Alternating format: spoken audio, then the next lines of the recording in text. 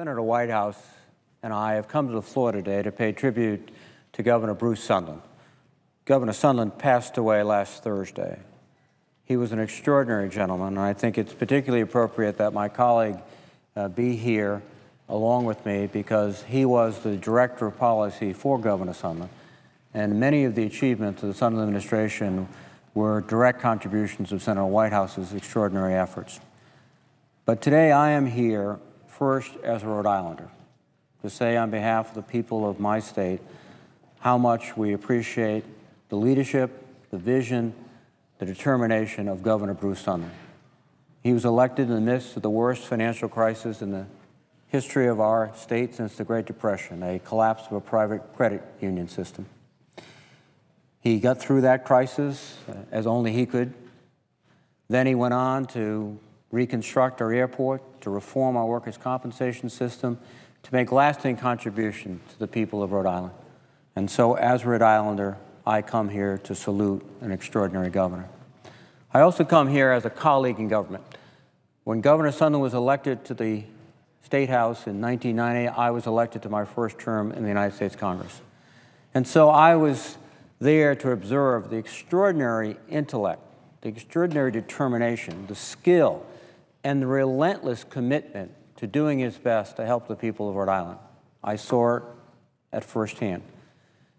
Truly, without Bruce's leadership, we would not have weathered the financial crisis of 1991 in Rhode Island.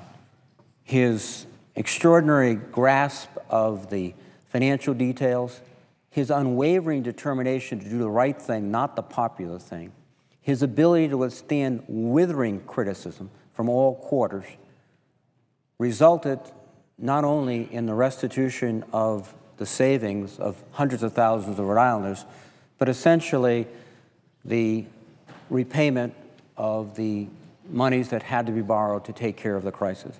It was an extraordinary work, and frankly, I think everyone in Rhode Island rapidly conceded that only Bruce Sundlun could have done it. I also come here as like Bruce, a veteran of our armed forces, but unlike Bruce, not a combat veteran. Bruce Sundlun joined the United States Army and qualified as a pilot in the Air Corps in World War II. He was brave, he was tough, he led with great distinction his crew in numerous bombing raids over occupied Europe. And in one of those raids, he was shot down. And of course, he had the presence of mind to keep the aircraft as steady as he could, to let as many of his crewmen escape. And finally, at the very last moment, he himself parachuted to Earth. He was behind enemy lines. He was without any weapons, except his determination, his courage, and his determination, again, not only to survive, but to return to the fight.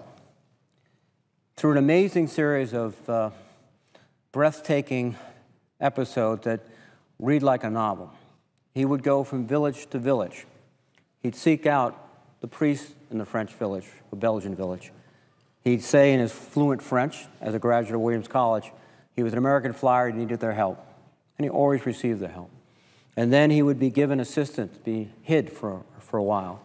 And then he would go, he told me, with his great sort of sardonic smile, that he would find unusual ways to get around. He would go into the village at market time, when the ladies of the village had parked their bicycles, and he'd take one, and he'd pedal as fast as he could to the next village, where he'd find another bicycle, and he'd pedal.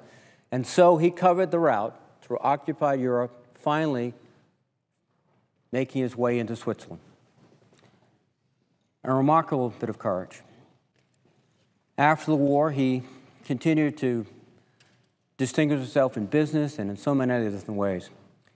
But one thing he left, a legacy not just to the people of Rhode Island, not just a public record in Rhode Island, but he was part of that greatest generation that left an indelible image on the soldiers, the sailors, the aviators, the Marines who serve today, of fidelity to duty, of courage, of determination to serve and to sacrifice on behalf of your comrades and your country. And that image continues to sustain our forces in the field, and this great nation. So to Governor Sundlun, to his family, as a Rhode Islander, I thank you. As a colleague in government, I thank you.